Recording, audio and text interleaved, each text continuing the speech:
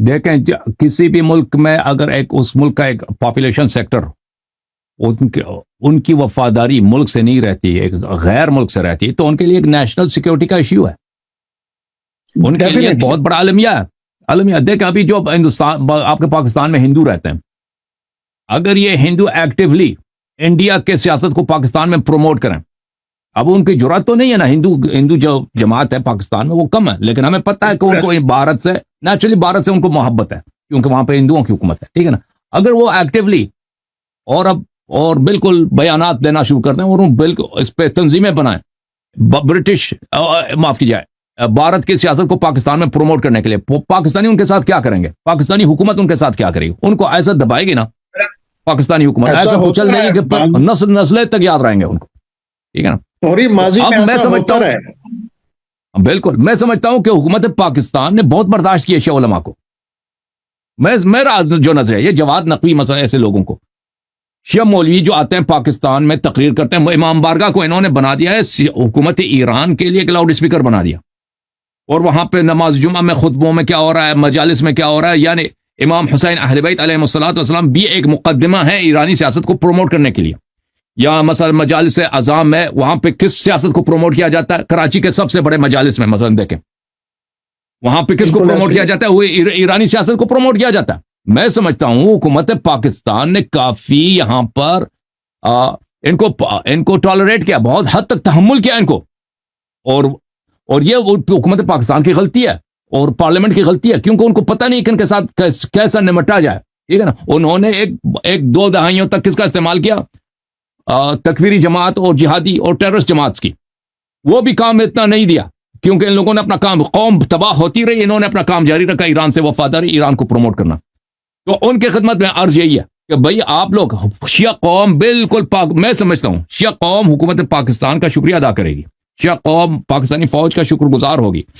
شیعہ قوم پارلیمنٹ کا شکر گزار ہوگا کہ اگر آپ لوگ پارلیمنٹ میں قانون پاس کر دیں بھئی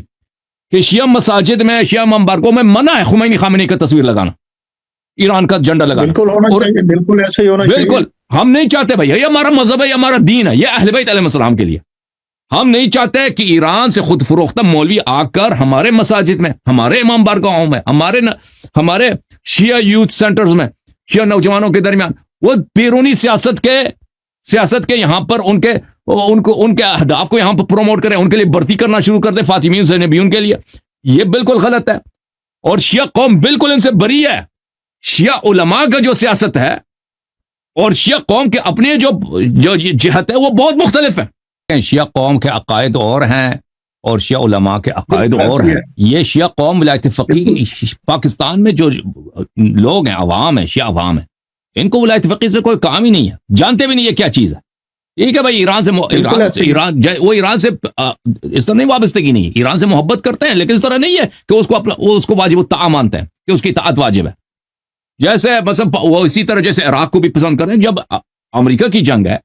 اسرائیل کی جنگ ہے ایران سے، تو لازمی بات ہے ہر مسلمان کا دل جاتا ہے کس کے لیے؟ ایران کے لیے تڑپتا ہے نا، وہ تو ہمارا بھائی ہے۔ یہ تو وہ تو اہل سنت بھی اسی طرح ہے، کتنے اہل سنت بھی بیان دے رہے ہیں علماء وغیرہ ایران کی حمایت میں، وہ تو سب ہیں،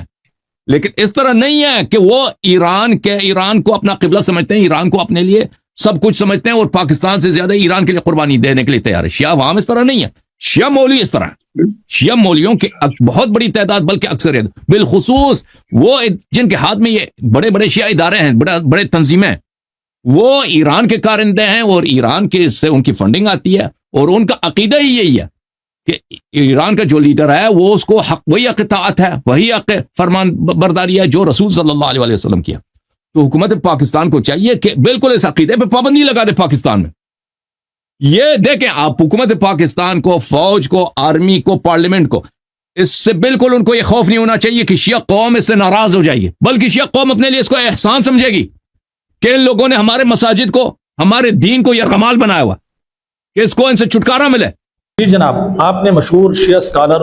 حسن الہیاری صاحب کی گفتگو سماعت کی، اور انہوں نے وہ شیعہ علماء کہ جو کہ ایران کے لیے کام کر رہے، ایران کی فنڈ پر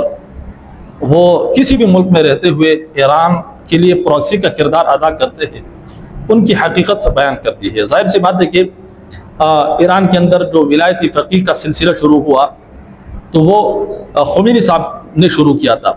اور بہت سارے شیعہ علماء کو میں سنتا ہوں جیسے حسن الہیاری دیگر ایسے لوگ موجود ہیں کہ جو اس عقیدے کو, جو ولایتی فقیہ کا عقیدہ نظریہ رکھنے والے لوگ ہیں,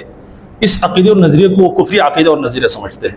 اس حوالے سے جو اہل تشیع حضرات ہیں, جو ہمارے بھائی ہیں, وہ بہتر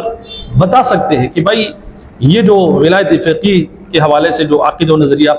جو سلسلہ خمینی صاحب نے شروع کیا تھا, تو کیا واقعی میں یہ جو عقیدہ و نظریہ ہے آپ کے نزدیک یہ کفری عقیدہ ہے؟ ظاہر سی بات ہے وہ سمجھتے ہیں کہ بھائی امام غائب جب تک نہیں آتا تو اس وقت کسی بھی اختیار حاصل نہیں ہے کہ وہ رہبر بن جائے, وہ ولایت اعلان کر دے.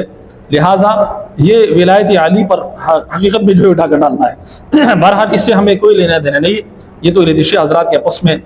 جو ہے وہ اختلاف ہے. لیکن جہاں تک پراکسیز کے حوالے سے حسن الہیاری صاحب نے گفتگو کی اور حکومت پاکستان اور ریاست پاکستان سے انہوں نے درخواست کی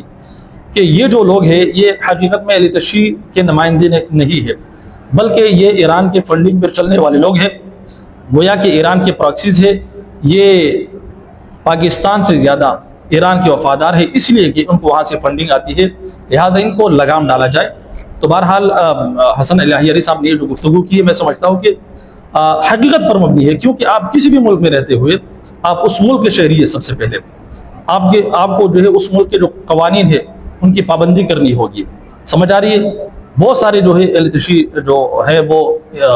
امریکہ کے اندر بھی رہتے ہیں, تو اگر آپ واقعی میں اگر آپ نے یہ عہد کر لیا ہے کہ آپ نے رہبر کی بات مانی ہے, تو پھر امریکہ کے اندر آپ وہاں پر ایسے